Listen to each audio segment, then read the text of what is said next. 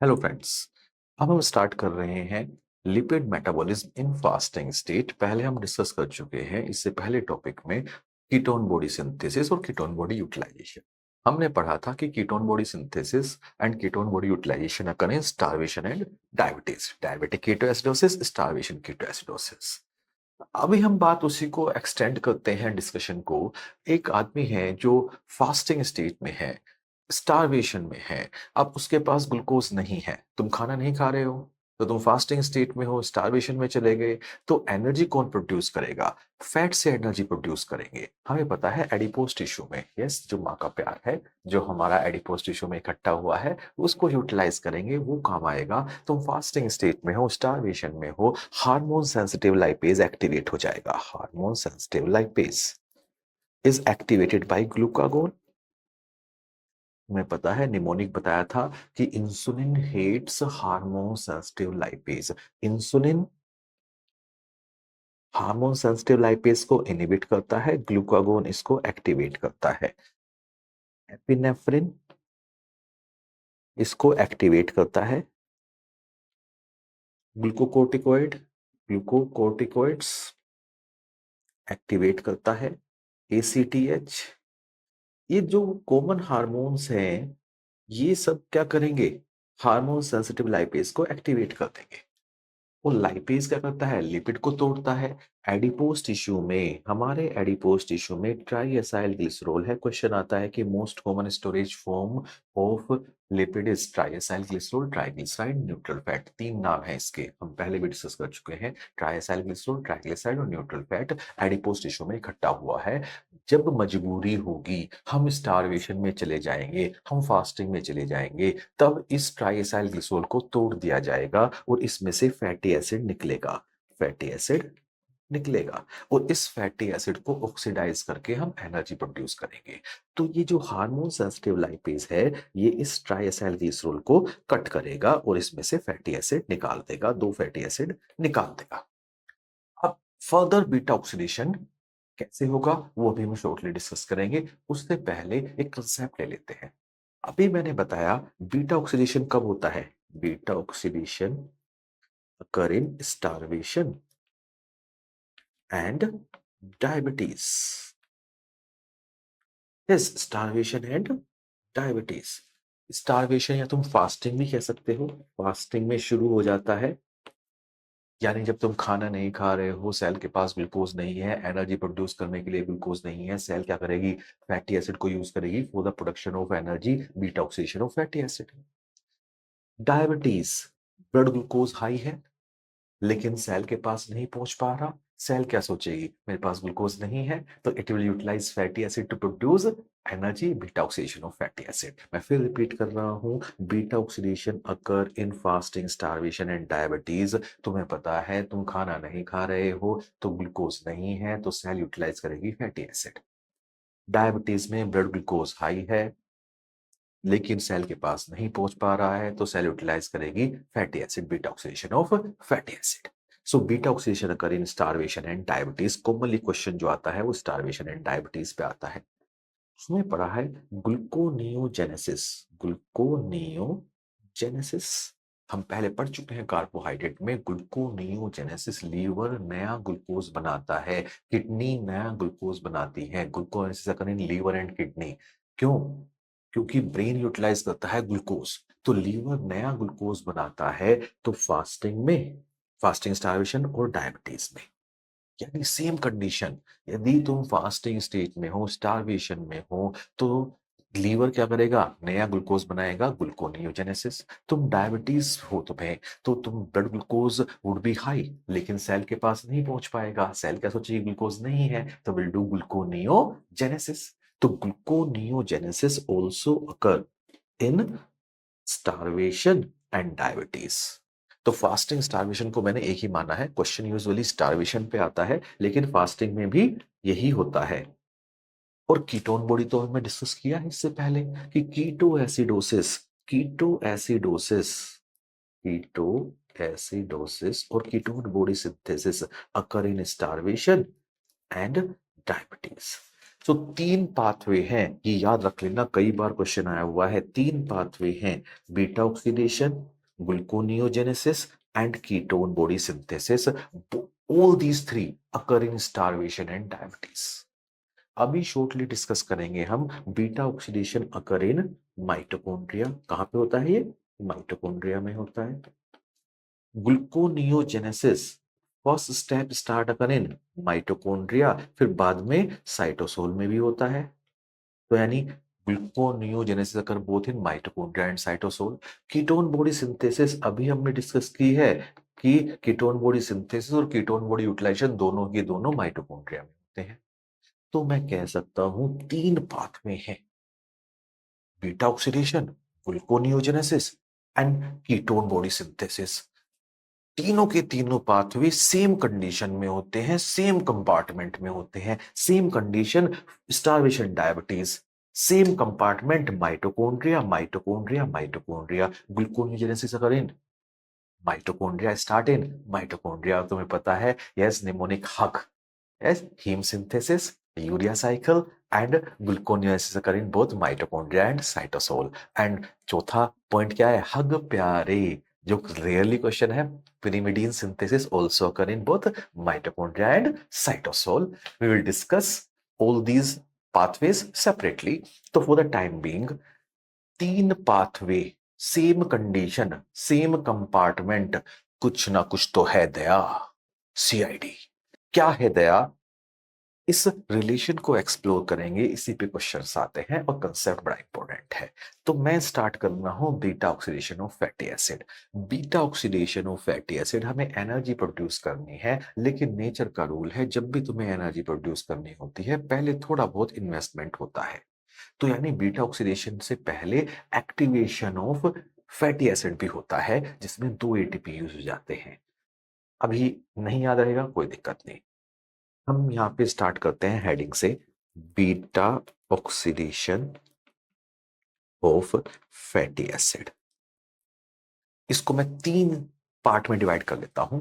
पहला है activation of fatty acid, दूसरा है transport of fatty acid to mitochondria, और तीसरा है बीटा ऑक्सीडेशन प्रॉपर।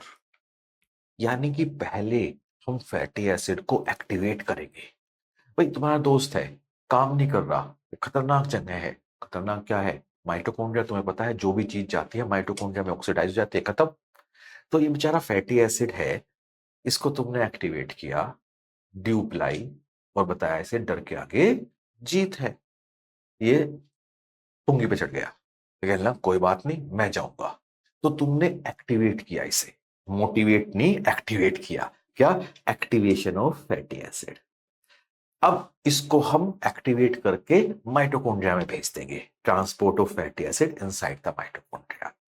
तुम्हें पता है कुछ कंपाउंड होते हैं जो इनर माइटोकॉन्ड्रियल मेम्ब्रेन को आराम से क्रॉस कर जाते हैं, कुछ को दिक्कत आती है। उस दिक्कत को पास करने के लिए हमारे पास शटल सिस्टम होता है, अभी देखेंगे। तीसरा है बीटा ऑक्सीडेशन, माइटोकॉन्ड्रिया में जो गया उसका ऑक्सीडेशन हो गया, बीटा ऑक्सीडेशन प्रॉपर, और एनर्जी प्रोड्यूस होती है। तो सबसे पहले पहला स्टेप है activation of fatty acid. Fatty acid का ग्रुप नेम क्या है? एसाइल। तो मैं यहां पे ले लेता हूं free fatty acid. Free fatty acid is converted to acyl coenzyme. Group name of fatty acid is, so fatty acid or free fatty acid is converted to acyl coenzyme, and this is called activation of fatty acid. This is called activation of fatty acid. And in this reaction, one ATP is converted to 1 AMP. तुम्हें पता है जब भी ATP से ADP बनता है 1 high energy phosphate use होता है, जब ATP से AMP बनता है 2 high energy phosphates are used. So इसमें 2 high energy phosphates are used equivalent to 2 ATP। तो मैं कह सकता हूं एक्टिवेशन ऑफ फैटी एसिड में 2 ATP यूज हो जाएंगे। देखो 2 का रूल है, कई बार क्वेश्चन आया हुआ है। ग्लाइकोलाइसिस में हमने पढ़ा था कि ग्लाइकोलाइसिस में प्रिपरेटरी फेज ऑफ ग्लाइकोलाइसिस होती है। शुरू के स्टेप्स में हम 2 एटीपी यूज करते हैं। तो preparatory phase of glycolysis 2 ATP use होते हैं। Activation of fatty acid 2 ATP use होते हैं। Activation of amino acid protein synthesis में डिस्कस करेंगे। एक्टिवेशन ऑफ अमाइनो एसिड में भी 2 एटीपी यूज होते हैं। तो याद आ जाएगा तुम्हें थोड़ा सा कि एक्टिवेशन ऑफ फैटी एसिड में कितने एटीपी यूज हुए, 2 एटीपी। और क्यों इन्वेस्टमेंट कर रहे हैं कि हमें पता है जब बीटा ऑक्सीडेशन कंप्लीट हो जाएगा तो बहुत सारी एनर्जी आएगी। जैसे तुम अभी इन्वेस्ट किया तुमने कोचिंग में, सेरिबेलम में तुमने इन्वेस्ट किया, ठीक। अब उसके बाद जब तुम्हारी पीजी हो जाएगी, पोस्ट ग्रेजुएशन से पैसा आना शुरू होगा और फिर पैसा ही पैसा, पैसा ही पैसा, है ना। तो खूब सारा पैसा। इसी तरह से palmitic acid 16 carbon fatty acid है, हमने 2 एटीपी यूज कर लिए एक्टिवेशन में, और जब बाद में नेट गेन हम चेक करते हैं तो 106 एटीपी प्रोड्यूस होते हैं। क्वेश्चन है कि पामेटिक एसिड की कंप्लीट ऑक्सीडेशन से कितने एटीपी प्रोड्यूस होंगे। Yes, 106 net ATP gain, 106 ATP. तो यानी शुरू में हमने इन्वेस्ट कर दिया, माउंटेन ड्यू पिला दी और डर के आगे जीत है कह दिया, और ये एक्टिवेट हो गया। एक्टिवेट किसने किया, एंजाइम ने। इस एंजाइम का नाम है, 2 नाम याद रखने हैं क्योंकि दोनों पे क्वेश्चन आते हैं। First is acyl coenzyme synthetase. Synthetase, तुम्हें पता है सिंथेज, सिंथेटेज। सिंथेज में एटीपी यूज नहीं होता, सिंथेटेज इतनी एनर्जी लगी हमारी, एटीपी यूज होता है, तो इसीलिए नाम क्या है, सिंथेटेज। दूसरा नाम इसी एंजाइम का है थायोकाइनेज। थायोकाइनेज, तो इस पे क्वेश्चन आता है थायोकाइनेज पे, याद रखना दूसरा नाम इसका थायोकाइनेज है। एटीपी यूज हो गया और ये एक्टिवेटेड फैटी एसिड है। अब ये बिल्कुल तैयार है कि बता भाई कहां जाना है, डर के आगे जीत, मैं समझ गया हूं। एक और क्वेश्चन, ये जो थायोकाइनेज है इसको मैं हाईलाइट कर देता हूं। ये प्रेजेंट है आउटर माइटोकॉन्ड्रियल मेम्ब्रेन पे। ये है आउटर माइटोकॉन्ड्रियल मेम्ब्रेन, ये है इनर माइटोकॉन्ड्रियल मेम्ब्रेन। तो ये आउटर माइटोकॉन्ड्रियल मेम्ब्रेन पे है, क्वेश्चन आएगा। अब आउटर माइटोकॉन्ड्रियल मेम्ब्रेन को पार करने में दिक्कत नहीं होती। कहां पे दिक्कत होती है, इनर माइटोकॉन्ड्रियल मेम्ब्रेन को पार करने में, तुम्हें पता है। तो ये एसाइल कोएंजाइम ए, ये इंटर मेम्ब्रेन स्पेस में पहुंच गया। अब इसने किसके साथ बाइंड किया, इसने बाइंड किया कार्निटीन के साथ। मतलब ये जो एक्टिवेटेड फैटी एसिड है ये चल तो दिया, थोड़ी देर बाद रियलाइज किया कि यार इनर माइटोकॉन्ड्रियल मेम्ब्रेन है, इसे कैसे पार करूंगा। हमने कहा घबरा मत, चिंता मत कर, मैं तुझे कार दूंगा, जेम्स बॉन्ड की कार। मिशन पे जा रहा है तू, चिंता मत कर, हमें पता है तुझे मरना ही है। बंद तो करोगे ना, बीटा ऑक्सीडेशन करोगे इस फैटी एसिड का। इसे जेम्स बॉन्ड की कार दी, कार, कार्निटीन। तो हम बना लेते हैं यहाँ पे कार, याद रहेगा तुम्हें कि कार लेके गया, ये क्या लेके गया, कार लेके गया, और वो भी जेम्स बॉन्ड की कार, 2 सीटर होती है, ठीक है। तो carnitine bind with acyl coenzyme to form acyl carnitine, acyl carnitine. ये खुश हो गया, चिल्लाने लगा, मैंने कार ली, मैंने कार ली। निमोनिक है, क्वेश्चन आया हुआ है, यहां पे लिख रहा हूं मैं, carnitine. Carnitine is synthesized from methionine plus मैंने कार ली लाइसिन। मैंने means methionine, car means carnitine, ली for lysine. So carnitine is made of methionine and lysine. Question is asked. So अब ये जेम्स रोटी कार लेके अंदर जाएगा, यानी कि ये acyl fatty acid, activated fatty acid bind with carnitine to form acyl carnitine. बनाया किसने इसे, यस, एंजाइम का नाम है CPT1। ये है CPT1, carnitine palmitoyl transferase 1। Carnitine palmitoyl fatty acid, palmitic acid.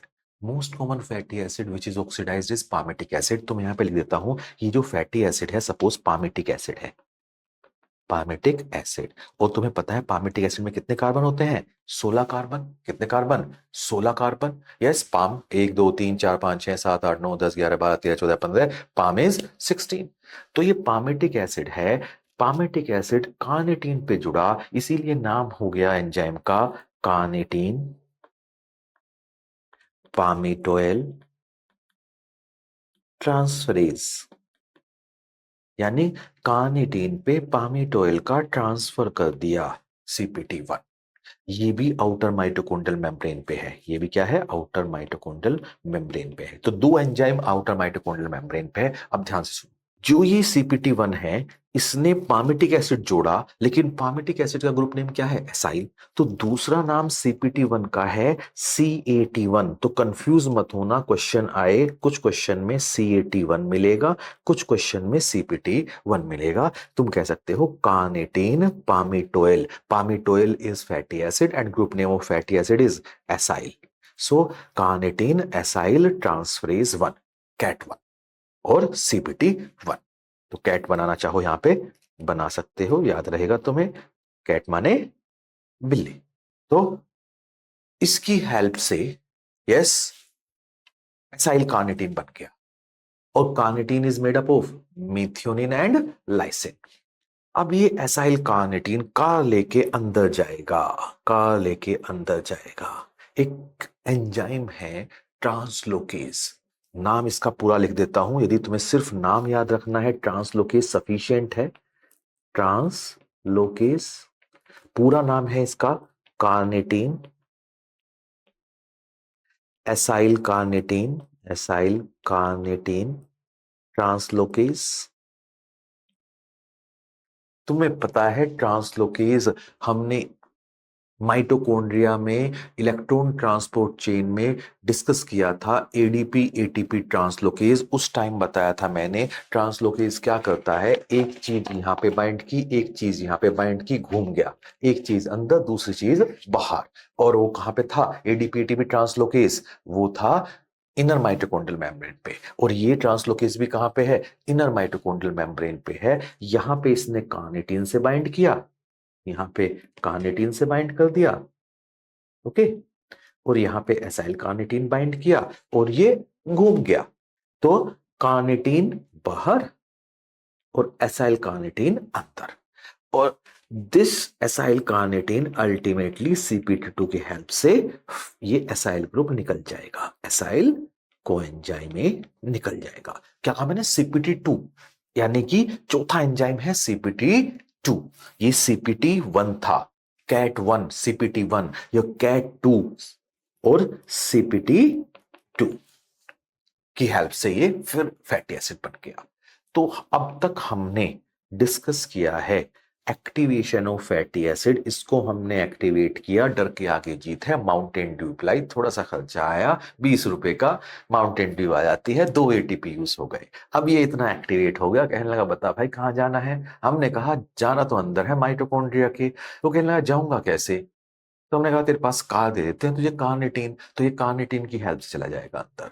तो कार्निटीन की हेल्प से ये अंदर जाएगा, लेकिन इतना आसान नहीं है, मल्टीपल स्टेप्स होते हैं। नहीं याद रहे सारे स्टेप्स, मैं भी निमोनिक बता दूंगा, उससे काम चल जाएगा। उसने हमने क्या किया, उसे कार्निटीन पे अटैच करना था। 4 एंजाइम्स हैं उसमें।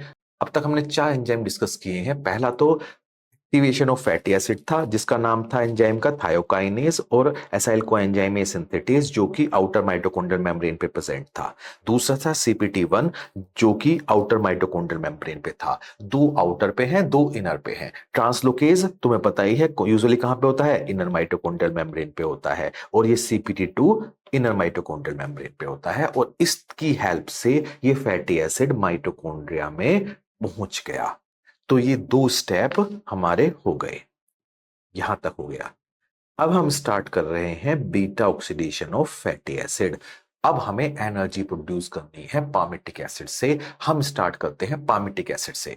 और फैटी एसिड भी यूज कर सकते हो, स्टेरिक एसिड भी यूज कर सकते हो, लेकिन मोस्ट कॉमनली पामिटिक एसिड। तो हम पामिटिक एसिड को ही यहां पे ले लेते हैं। ये पामिटिक एसिड का कार्बन स्केलेटन है, इसमें 16 कार्बन है। पॉइंट आउट कर लेते हैं, ये COOH है, कार्बोक्सिलिक ग्रुप है। Carbon number 1, 2 3 4 5 6 7 8 9 10 11 12 13 14 15 16। बड़ा ही इंपॉर्टेंट टॉपिक है, इंटीग्रेशन है, इसमें थोड़ा सा डिफिकल्टी लेवल बढ़ेगा, लेकिन यदि तुम कंसेप्ट समझ गए तो कई क्वेश्चंस तुम मेडिसिन के भी सॉल्व कर पाओगे। तो थोड़ा सा आइडिया लेंगे, थोड़ा पेशेंस रखेंगे और थोड़ी सी कंसंट्रेशन बढ़ाएंगे और इसको समझने की कोशिश करेंगे with the help of mnemonic also. तो निमोनिक भी देखेंगे, कंसेप्ट भी देखेंगे। तो ये 16 carbon fatty acid palmitic acid है, एक्टिवेट होके अंदर आ गया। अब अंदर आने के बाद इसका ऑक्सीडेशन होना है, बीटा ऑक्सीडेशन होना है। क्या कहा मैंने? Beta oxidation. यदि मैं काउंट करूं, कार्बोक्सिलिक ग्रुप है ये क्या है? Carboxylic group. इसके बाद जो कार्बन आता है यानी कार्बन नंबर 2, उसे हम कहते हैं अल्फा। इसके बाद जो C3 होगा वो है beta. Beta oxidation means A cut between C2 and C3।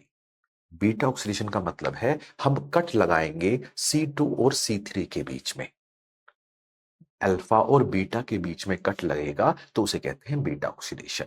इस कट लगाने के लिए हमारे पास 4 एंजाइम हैं। कितने एंजाइम? 4 एंजाइम। पहला एंजाइम है डीहाइड्रोजिनेज। तुमने पढ़ा है डीहाइड्रोजिनेज रिमूव हाइड्रोजन। वो तुम्हें पता है जब भी हाइड्रोजन रिमूव होती है उसको कहते हैं हम oxidation. Joining of hydrogen is called reduction, removal of hydrogen is called oxidation. तो definitely we are doing beta oxidation. हम क्या कर रहे हैं? बीटा ऑक्सीडेशन कर रहे हैं। तो एंजाइम का नाम क्या हो सकता है? डीहाइड्रोजिनेज। तो पहला डीहाइड्रोजिनेज आया, इसने C2 और C3 के बीच जो बॉन्ड था उस पे प्रहार किया, यस, मारा, और 2 हाइड्रोजन निकाल लिए। कह लेंगे सर 2 हाइड्रोजन दिख तो रहे नहीं। मैंने क्या कहा? ये कार्बन स्केलेटन है। एग्जैक्ट स्ट्रक्चर मैं अभी थोड़ी देर में डिस्कस करूंगा। मैं चाहता हूं कि तुम्हें क्वेश्चन सोल्व हो जाए, पहले कंसेप्ट भी याद रखेंगे हम, डिफिकल्ट स्ट्रक्चर भी हम एक बार देख लेंगे, लेकिन एक बार तुम्हें याद तो हो जाए। तो एक बार इसने मारा, जैसे लकड़हारा होता है ना, कुल्हाड़ी लेता है, काटना चाहता है, ये काटने के लिए इसने एक बार कुल्हाड़ी मारी और हाइड्रोजन निकाल लिए। डिहाइड्रोजनेज क्या करेगा? हाइड्रोजन निकालेगा। और जब भी हाइड्रोजन निकालेगा, हाइड्रोजन एक्सेप्टर क्या हो सकता है? NAD, FAD, NADP.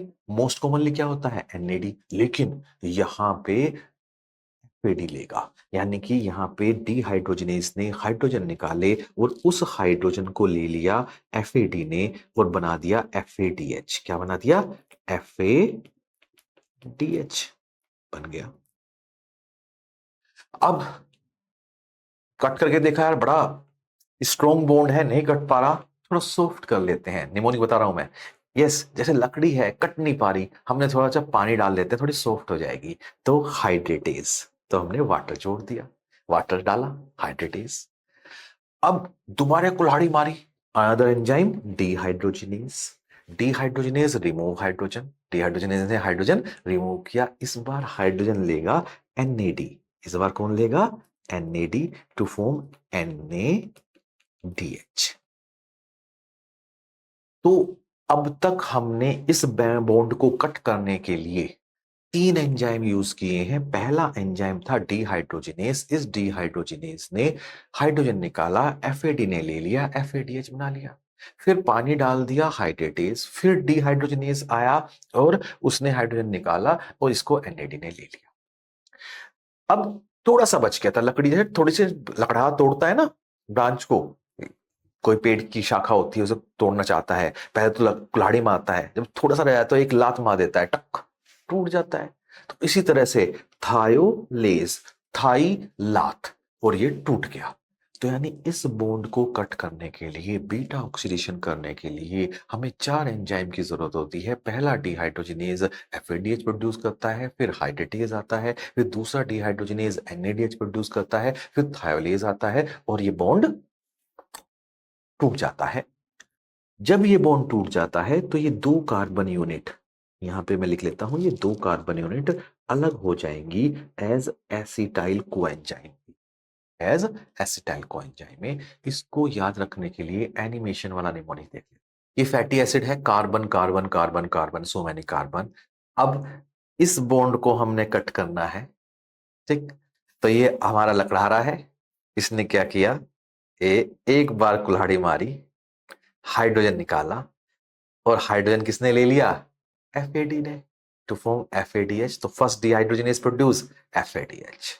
इसे देखा बड़ा हार्ड है, पानी डाल देते हैं, पानी डालेंगे तो थोड़ा सॉफ्ट हो जाएगा, हाइड्रेटेस, हाइड्रेटेस वाटर जोड़ दिया, अब ये सॉफ्ट हो गया। इसने फिर कुल्हाड़ी मारी, इस बार कुल्हाड़ी मारी, फिर हाइड्रोजन निकला, सॉफ्ट हो गया ना, हाइड्रोजन निकला।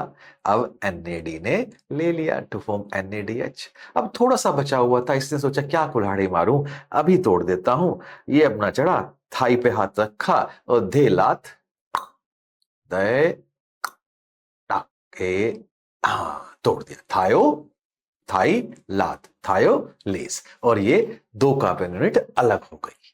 तो अब तक हमने बीटा ऑक्सीडेशन में देखा कि पहले हमने एक्टिवेशन किया था फैटी एसिड का, एक्टिवेशन में दो एटीपी यूज कर लिए थे, फिर ट्रांसपोर्ट किया हमने फैटी एसिड का माइटोकॉन्ड्रिया में, उसके लिए हमें कार की जरूरत पड़ी, कार्निटीन की जरूरत पड़ी, और एक एंजाइम था सीपीटी1, एक एंजाइम था सीपीटी1 जो कि आउटर माइटोकॉन्ड्रियल मेम्ब्रेन पे था, सीपीटी2 और ट्रांसलोकेज इनर माइटोकॉन्ड्रियल मेम्ब्रेन पे था। सीपीटी1 बड़ा ही इंपॉर्टेंट है, यदि क्वेश्चन पूछे तुमसे कोई कि beta oxidation of fatty acid में रेट लिमिटिंग एंजाइम बताओ, तो इसको मैं कहूंगा रेट लिमिटिंग एंजाइम है सीपीटी1। तो इसकी हेल्प से ही अंदर आ गया। अब हमने पामिटिक एसिड का बीटा ऑक्सीडेशन करना था। बीटा ऑक्सीडेशन का मतलब था कट लगाना है हमने C2 और C3 के बीच में। कट लगाने के लिए हमारे पास चार एंजाइम थे, सीक्वेंस में याद रखना है, क्वेश्चन आया हुआ है डिहाइड्रोजनेज, हाइड्रेटेज, डिहाइड्रोजनेज एंड थायोलेज। और इसकी हेल्प से हमने ये C2 और C3 के बीच में ऑक्सीडेशन कर दिया, बीटा ऑक्सीडेशन कर दिया, और जो इस कटने से बना वो हमें मिला एसिटाइल को एंजाइम है जिसमें दो कार्बन थे। इस तरह से हर बार ये चार एंजाइम कट करते चले जाएंगे, तो हर बार ये कट किया, कट किया, कट किया, कट किया, कट किया, कट किया, तो यानी पामेटिक एसिड में 16 कार्बन थे। पामेटिक एसिड में कितने कार्बन थे, तो मैं यहां लिखता हूं palmitic acid is having 16 carbon. और एसिटाइल कोएंजाइम में कितने कार्बन होते हैं, दो कार्बन। तो यानी 16 कार्बन कंपाउंड से कितने एसिटाइल कोएंजाइम बन सकते हैं, कैलकुलेट कर लो, 2 से डिवाइड कर दोगे तो 8।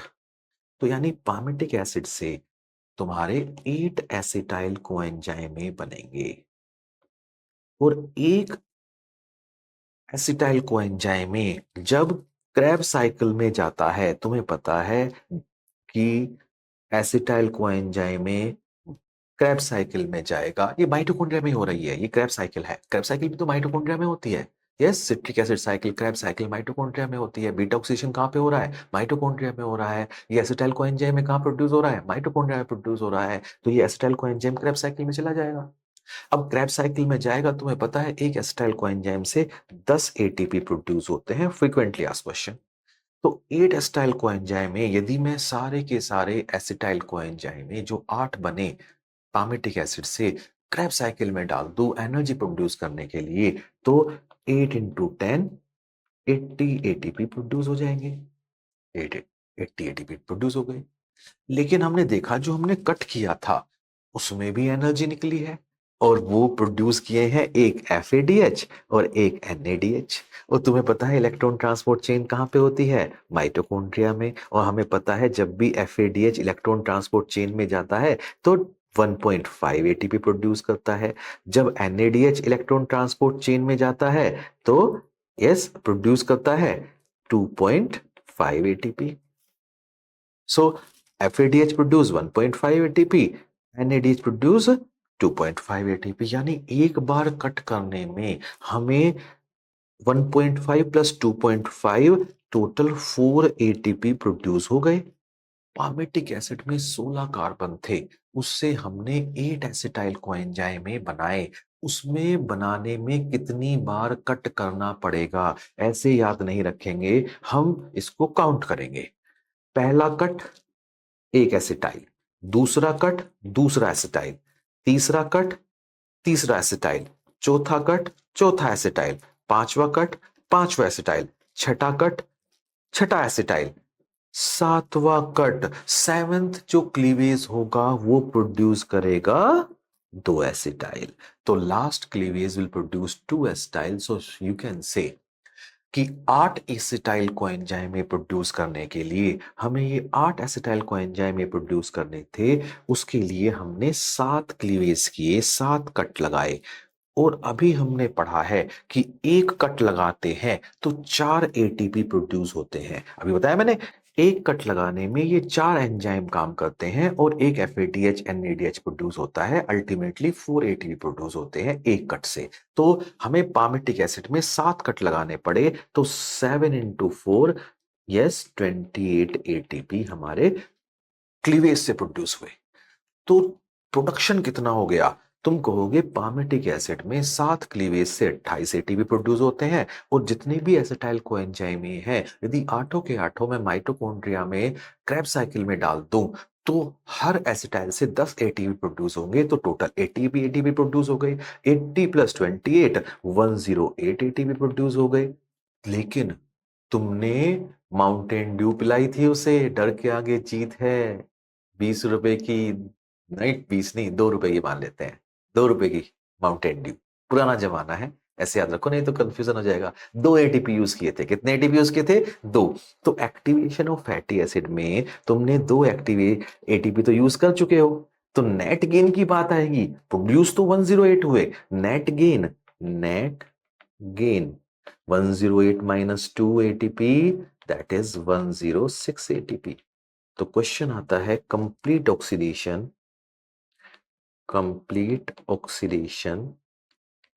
Of palmitic acid, yes, net gain 106 ATP। यदि नहीं कैलकुलेशन याद रहे तो पामेटिक एसिड में कितने कार्बन होते हैं? 16 कार्बन होते हैं। तुम क्या कर रहे हो? ऑक्सीडेशन कर रहे हो। यदि मैं इस O को यहां पे रख दूं, तो तुम कहोगे ये तो सर 106 बन गया, तो निमोनिक हो गया कि पामेटिक एसिड में यस ऑक्सीडेशन किया, तो जितने कार्बन थे उसके बीच में एक O रख दिया, 0 रख दिया, तो 106 net gain of ATP is produced. हम पहले पढ़ चुके हैं कीटोन बॉडी सिंथेसिस। ध्यान से देखो, कीटोन बॉडी सिंथेसिस कब होती है? स्टार्वेशन में। बीटा ऑक्सीडेशन कब होता है? स्टार्वेशन में।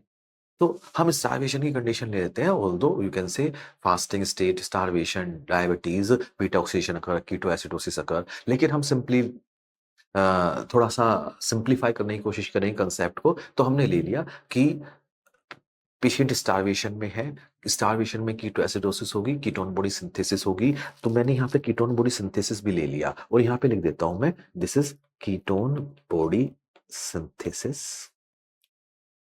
और डिस्कस किया था मैंने कीटोन बॉडी सिंथेसिस में 2 मॉलिक्यूल एसिटाइल कोएंजाइम के जुड़ के एसिटोएसिटाइल बनाते हैं। एसिटोएसिटाइल से एचएमजी कोएंजाइम ये बनाते हैं। एचएमजी कोएंजाइम से एसिटोएसिटेट बनता है। This is the first ketone body to be synthesized. First ketone body to be synthesized. हमने देखा यदि एसिटाइल कोएंजाइम में कीटोन बॉडी बना रहा है और उस कीटोन बॉडी बनने में एसिटोएसिटेट बन रहा है, मैं आगे की स्टेप डिस्कस नहीं कर रहा, मैं कह रहा हूं एसिटोएसिटेट तक बना। जितने भी ये स्टेप अब तक हुए कीटोन बॉडी सिंथेसिस में, यहां तक कोई एनर्जी यूज नहीं हुई। यदि एसिटाइल कोएंजाइम में कीटोन बॉडी एसिटोएसिटेट बनाता है तो कोई एनर्जी यूज नहीं हुई। अब क्वेश्चन आया था कि इफ एंड प्रोडक्ट ऑफ, यहां पे लिखता हूं मैं question, if if and product of beta oxidation of palmitic acid is acetoacetate. Acetoacetate means ketone body. Net gain of ATP. उनका कहने का मतलब ये था कि यदि मैं बीटा ऑक्सीडेशन करूं और ये 8 एसिटाइल कोएंजाइम ए, जितने भी एसिटाइल कोएंजाइम हैं, ये 1 2 3 4 5 6 7 8, ये 8 के 8 एसिटाइल कोएंजाइम में यदि मैं कीटोन बॉडी की तरफ डाल दूं, मैं इसे बना देता हूं, यस, 8 के 8 एसिटाइल कोएंजाइम में मैं कीटोन बॉडी की तरफ डाल दूं, यस, और कीटोन बॉडी बना दूं, तो ये एसिटाइल कोएंजाइम में क्रेब्स साइकिल में नहीं जाएंगे। जब एसिटाइल कोएंजाइम में क्रेब्स साइकिल में नहीं जाएंगे तो ये 80 एटीपी प्रोड्यूस नहीं होंगे। क्यों? क्योंकि हमने ये सारे एसिटाइल कोएंजाइम में पामेटिक एसिड से 8 एसिटाइल कोएंजाइम में बने सारे के सारे कीटोन बॉडी बना रहे हैं, और एसिटोएस्टेट तक बनने तक कोई भी एनर्जी यूज नहीं हुई। तो जितने भी एसिटाइल कोएंजाइम हैं वो एटीपी प्रोड्यूस नहीं कर रहे, तो net gain of ATP would be, yes, these 80 will not be produce 28। 7 cleavage तो होंगे, 7 क्लीवेज होंगे, 7 क्लीवेज हुए, 7 क्लीवेज से 28 एटीपी प्रोड्यूस हुए, 2 एटीपी एक्टिवेशन में गया था, net gain would be 28 minus 2, 26 ATP, 26 ATP. तो अब तक मैंने देख लिया कि बीटा ऑक्सीडेशन से एसिटाइल कोएंजाइम में बना था। उसका एक फेट तो था कि ये एसिटाइल कोएंजाइम में क्रेब्स साइकिल में जाए और एनर्जी प्रोड्यूस करे। दूसरा फेट मैंने डिस्कस कर लिया कि ये एसिटाइल कोएंजाइम में कीटोन बॉडी सिंथेसिस में जा सकते हैं और कीटोन बॉडी बनाते हैं। एक तीसरा फेट और है जो हम पढ़ चुके हैं, कई बार क्वेश्चन भी आता है, कि gluconeogenesis. In gluconeogenesis, first step is pyruvate having 3 carbon is converted to oxaloacetate having 4 carbon by pyruvate carboxylase, and acetyl coenzyme is very important activator of pyruvate carboxylase. Question आता है कई बार कि gluconeogenesis, acetyl coenzyme is very important activator. Acetyl coenzyme is not substrate for gluconeogenesis. It is not substrate, but it is activator of gluconeogenesis. So this is gluconeogenesis. First step activated by acetyl coenzyme A. तो अब मैं कह सकता हूं कि जो beta oxidation of fatty acid हो रहा है उसमें एसिटाइल कोएंजाइम बन रहे हैं। इस एसिटाइल कोएंजाइम के 3 काम हैं। पहला काम, ऐसा सीक्वेंस कहीं नहीं लिखा, लेकिन मैं तुम्हें एक सीक्वेंस बताऊंगा, उस सीक्वेंस को याद रखोगे तो क्वेश्चन सोल्व करने में आसानी होगी। पहला काम क्या है? एनर्जी प्रोड्यूस करना। तुम स्टारवेशन में हो, मैंने कंडीशन ले ली, बीटा ऑक्सीडेशन करें स्टारवेशन, ग्लूकोनेसिस करें starvation, ketone body synthesis ketoacidosis करें स्टारवेशन। अब एक आदमी स्टारवेशन में चला गया। Liver is the main organ of metabolism. Liver को पता है कि कैसे सरवाइव करना है। एक पर्सन स्टारवेशन में चला गया, लीवर ने क्या किया, एक पामेटिक एसिड पकड़ा, cut cut cut cut cut cut cut 7 cleavage 8 acetyl coenzyme में। कितने एसिटाइल कोएंजाइम में? 8 एसिटाइल कोएंजाइम में, सारे के सारे क्रेब्स साइकिल में डाल दिए, net gain 106 ATP. Energy requirement of liver cell is fulfilled. Liver की एनर्जी रिक्वायरमेंट फुलफिल हो गई। सपोज नहीं हुई तो इसने एक पामेटिक एसिड और लिया, cut cut cut cut cut cut cut 7 cleavage 8 acetyl coenzyme, Krebs cycle, 106 ATP, energy requirement fulfil. जब लीवर की एनर्जी रिक्वायरमेंट फुलफिल हो गई, याद रखो हर कोई अपने बारे में सोचता है, लीवर भी पहले अपने बारे में सोचेगा। जब उसकी एनर्जी रिक्वायरमेंट फुलफिल हो जाएगी तब लीवर विल थिंक वो स्टारवेशन में है, यदि मैंने ब्रेन के लिए ग्लूकोज नहीं बनाया तो brain will die. Most vital organ brain, yes, utilize glucose in fed state, fasting state and also in starvation it prefer to utilize glucose. तो लीवर ने कहा कोई बात नहीं, डोंट वरी, मैं ग्लूकोज बनाता हूं। तो अब क्या किया एसिटाइल कोएंजाइम ने, यानी पहली रिक्वायरमेंट क्या थी? एनर्जी। जब एनर्जी रिक्वायरमेंट फुलफिल हो गई तो एसिटाइल कोएंजाइम को कहा भाई तू जा पायरुवेट कार्बोक्सिलेज को एक्टिवेट कर। ये पायरुवेट कार्बोक्सिलेज एक्टिवेट हो गया और ग्लूकोलाइसिस स्टार्ट हो गई। थोड़ी देर बाद लीवर ने रियलाइज किया यार स्टारवेशन की कंडीशन है, जो भी ग्लूकोज में ब्लड में डालता हूं सारी सेल खा जाती हैं, ब्रेन के पास पहुंचता है बाबा जी का ठुल्लू। क्यों? सभी भूखी बैठी हैं, स्टारवेशन में हो, तो जैसे ही ब्लड ग्लूकोज डालोगे सारी सेल यूटिलाइज कर लेगी। तो नेचर ने कहा कि मैं एक ऐसा कंपाउंड बनाएंगे जो हर कोई यूटिलाइज ना कर पाए, ketone body. You know ketone bodies are utilized by most vital organ, brain, heart and skeletal muscle. तो अब लीवर कहेगा ठीक है, पहले एनर्जी रिक्वायरमेंट फुलफिल की, मैंने फिर ग्लूकोज बनाना शुरू किया, एक्टिवेट किया ग्लूकोनियोजेनेसिस को, और फिर तीसरा मैं कीटोन बॉडी बनाऊंगा। तो ये सीक्वेंस हमने याद कर लिया। अब मैं कंक्लूड कर देता हूं इसको। मैं बार बार कंक्लूड क्यों कर रहा हूं, इतना टाइम क्यों ले रहा हूं? क्योंकि इस पे जब भी क्वेश्चन आते हैं डिफिकल्टी लेवल थोड़ा ज्यादा होता है। तो beta oxidation of fatty acid हमने करना था। बीटा ऑक्सीडेशन स्टारवेशन में होता है, डायबिटीज में होता है, फास्टिंग स्टेट में होता है।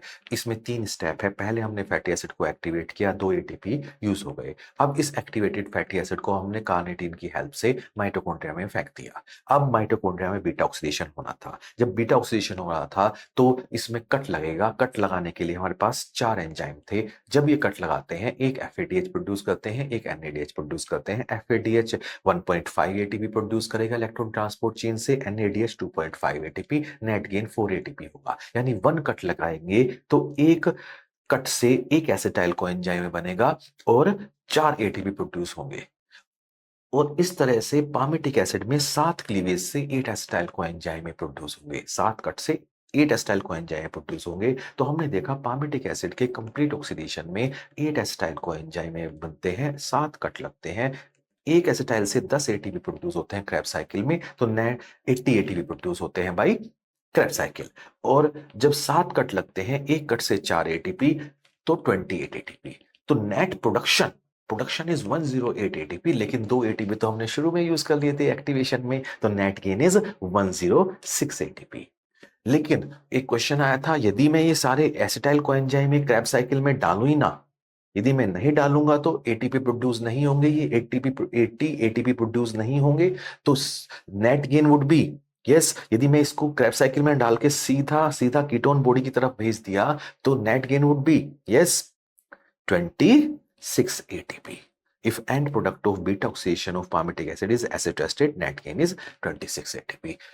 तो अब वन फेट एनर्जी, सेकंड मैंने कहा एस्टाइल कोएंजाइम में एक्टिवेट ग्लूकोनियोजेनेसिस। अब हम कंडीशन लेंगे। एक पेशेंट स्टारवेशन में गया, सेल के पास ग्लूकोज नहीं है, लीवर सेल ने पामेटिक एसिड पकड़ा, कट कट कट 7 क्लेस किए, 8 acetyl Krebs cycle, 80 ATP, yes, net gain 106 ATP, energy requirement of liver cell is fulfilled. Now it will think of brain. So next acetyl coenzyme will activate pyruvate carboxylase, activate gluconeogenesis. Then it will do further beta oxidation, and these 8 acetyl coenzyme will be diverted towards ketone body synthesis, and net gain would be, yes, if up to acetoacetate. Beta hydroxy butyrate के बारे में बात नहीं करेंगे, yes, वो पहले हम discuss कर चुके हैं, यस। तो एस्टोएस्टेट तक net gain would be 26 ATP. अब सुनो, ये जो डिहाइड्रोजनेज है, इसको हम कह सकते हैं कि ये 2 तरह के होते हैं, medium chain acyl coenzyme dehydrogenase and long chain acyl coenzyme dehydrogenase.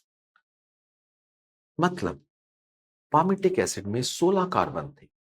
ये पहला जो कट लगाया, मैं ये कलर चेंज करूंगा, ये लूंगा, ये पहला कट लगाया 16 कार्बन में, पहला कट लगाया, वो लगाया long chain acyl coenzyme dehydrogenase ने। तो जो पहला कट लग रहा है, 2 कार्बन निकल रहे हैं, कितने बचे?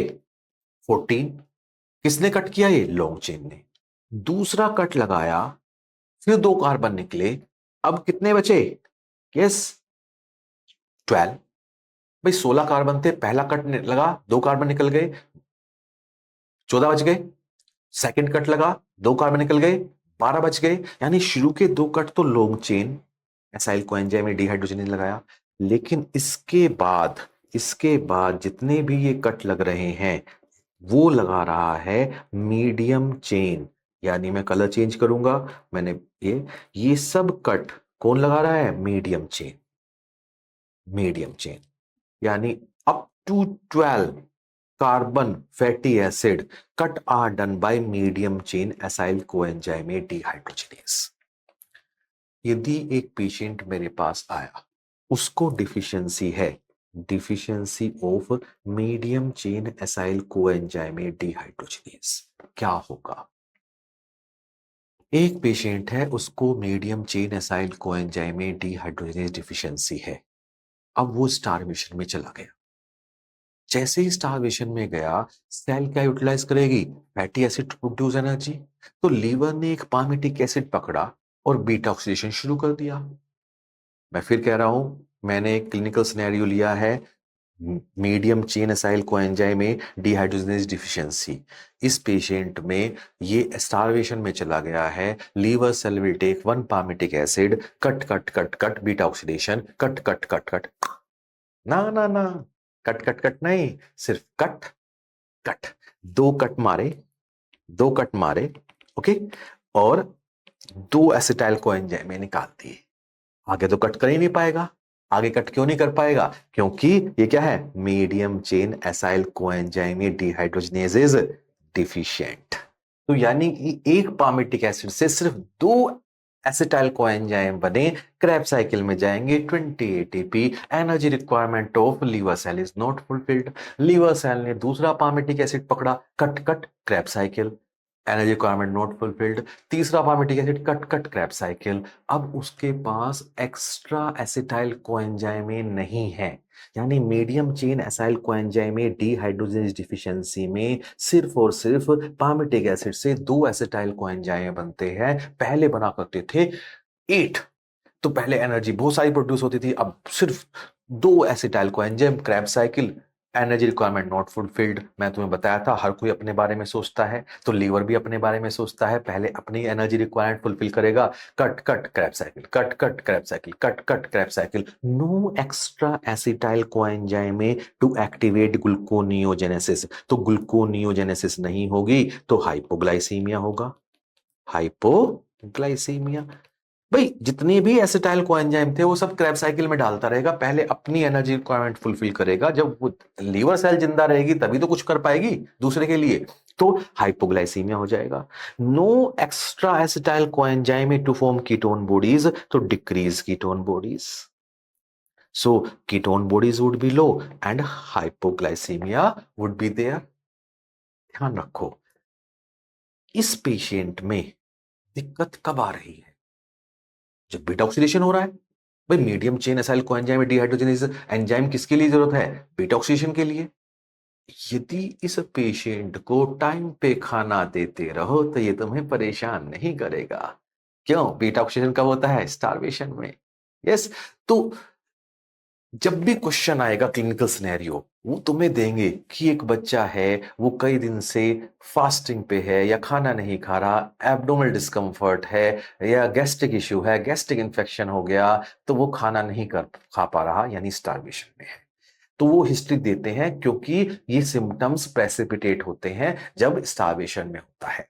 क्वेश्चन देखते हैं, उससे थोड़ी सी हमें आइडिया लगेगा कि कैसे क्वेश्चंस आते हैं। एक 6 month old boy was hospitalized following a seizure। Seizure है। अब हमें कोज नहीं पता क्यों है, किसी की वजह से हो सकते हैं, लेकिन तुम्हें पता है हाइपोग्लाइसीमिया में सीजर आ जाते हैं। अभी तक हम कोई कमेंट नहीं करेंगे। History revealed that for several days prior his appetite was decreased due to stomach virus. मैंने बताया तुम्हें कई बार, तुम जब भी क्वेश्चन आएगा वो तुम्हें इन्फेक्शन की हिस्ट्री दे सकता है, खाना ना खाने की हिस्ट्री दे सकता है। क्यों? तुम्हें पता है बीटा ऑक्सीडेशन कब होता है? स्टारवेशन में होता है। यदि तुम खाना टाइम पे खा रहे हो तो इस पेशेंट में दिक्कत ना होगी, तो उसने हिस्ट्री दे दी। एडमिशन पे his blood glucose was 24। Blood glucose कम है, हाइपोग्लाइसीमिया। अब मैं इसको एक्सप्लेन कर सकता हूं कि हाइपोग्लाइसीमिया की वजह से इसे सीजर आए होंगे। इसको जो सीजर आए हैं वो किसकी वजह से आए होंगे? हाइपोग्लाइसीमिया की वजह से आ सकते हैं। चलो पॉइंट आउट कर लेते हैं। is referenced normal is this, okay, his urine was negative for ketone bodies। यानी हाइपोग्लाइसीमिया है, कीटोन बॉडीज लो है। हाइपोग्लाइसीमिया है, कीटोन बॉडीज लो है। यस। डायग्नोसिस क्या बनी? Yes, tentative diagnosis of medium chain fatty acyl coenzyme dehydrogen deficiency is made. एक point मैंने छोड़ दिया है, डाइकार्बोक्सिलिक एसिड इसमें ज्यादा बनता है। यस। डाइकार्बोक्सिलिक एसिड यूजुअली मैं ओमेगा ऑक्सीडेशन की साथ डिस्कस करता हूं, लेकिन यहीं पे पॉइंट आउट कर लेते हैं, अदरवाइज तुम कंफ्यूज रहोगे। ये जो 12 कार्बन फैटी एसिड है, इसमें इस पॉइंट पे ऑक्सीडेशन हो जाता है, यहां पे ऑक्सीडेशन होगा, तो यहां पे भी COOH हो जाएगा। और यहां पे भी COH होगा, तो डाई कार्बोक्सिलिक एसिड बन जाता है। तो यानी जो बचा फैटी एसिड उससे डाई कार्बोक्सिलिक एसिड बन जाएगा, तो डाई कार्बोक्सिलिक एसिडोसिस होगी। तो देख लो, positive for variety of dicarboxylic acid. In patient with medium chain acyl coenzyme dehydrogenase deficiency, the fasting hypoglycemia is a consequence of. क्यों हुआ hypoglycaemia? Yes, decrease acetyl coenzyme production, acetyl coenzyme produce नहीं हुआ। Normally 8 acetyl coenzyme produce होते थे, अब सिर्फ 2 acetyl coenzyme produce होते हैं। This is the answer.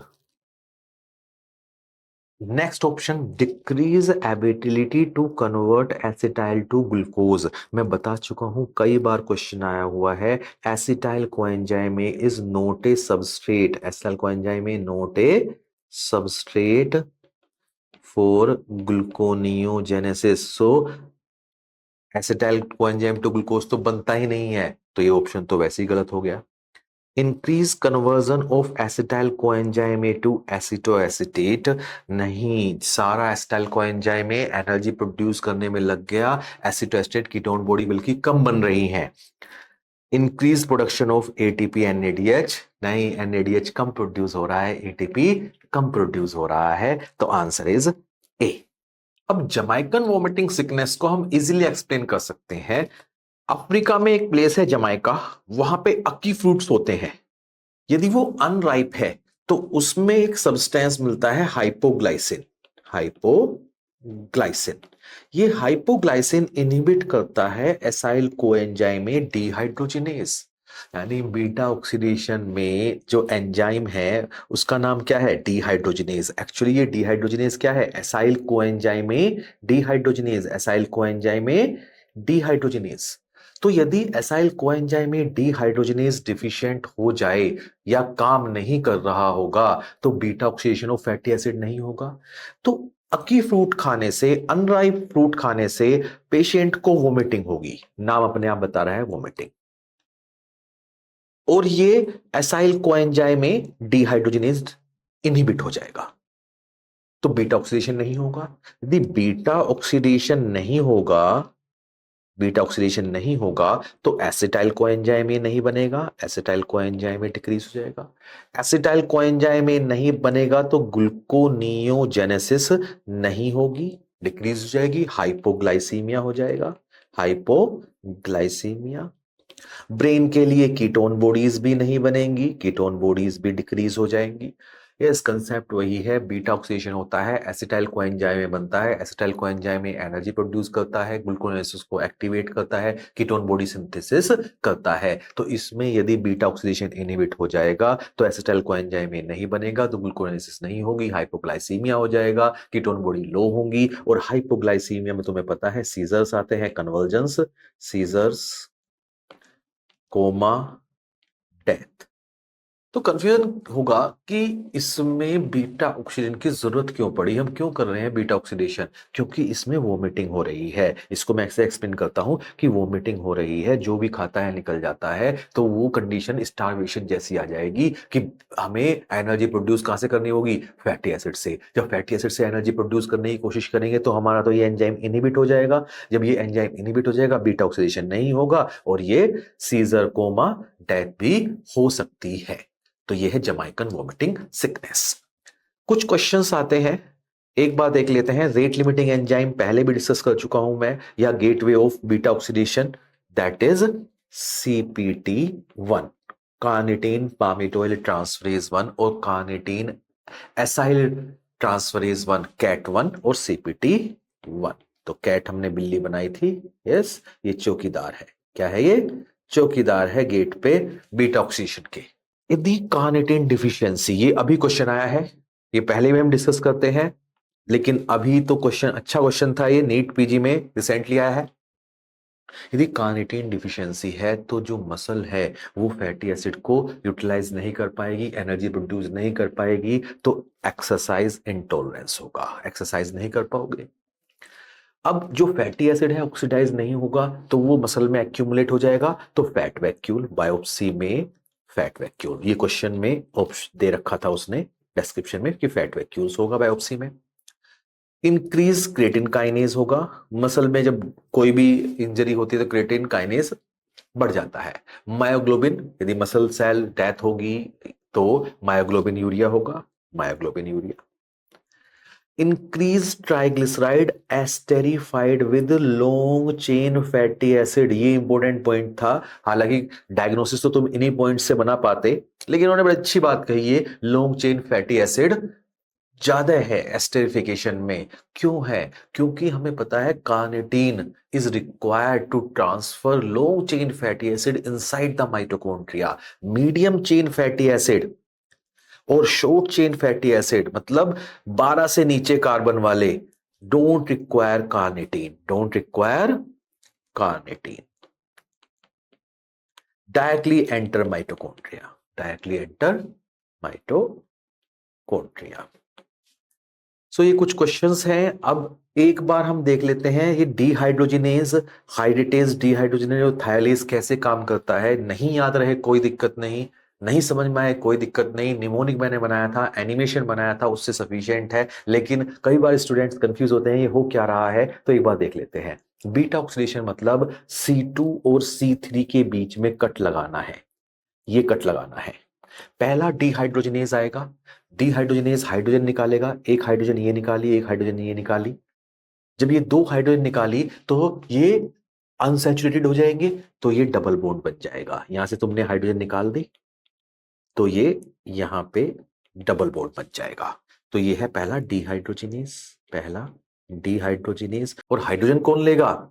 FAD to form FADH। अब ये डबल बॉन्ड आ गया। अब इसके बाद तुमने पानी डाला था, ध्यान रखो, पहले कुल्हाड़ी मारी, हाइड्रोजन निकाल दी, फिर पानी डाला, हाइड्रेटेज, हाइड्रेटेज H2O, H2O को मैं HOH भी लिख सकता हूं। तो अब ये डबल बॉन्ड हटाया मैंने, HOH जोड़ दिया, यहां पे OH और यहां पे H, ये डबल बॉन्ड हट गया, HOH हाइड्रेटेज हो गया। अब इसके बाद फिर नेक्स्ट एंजाइम आएगा डिहाइड्रोजिनेज, डिहाइड्रोजिनेज। फिर कुल्हाड़ी मारी थी हमने, हाइड्रोजन निकाला था, इस बार दो हाइड्रोजन निकालेंगे हम। कहां से निकालेंगे हाइड्रोजन?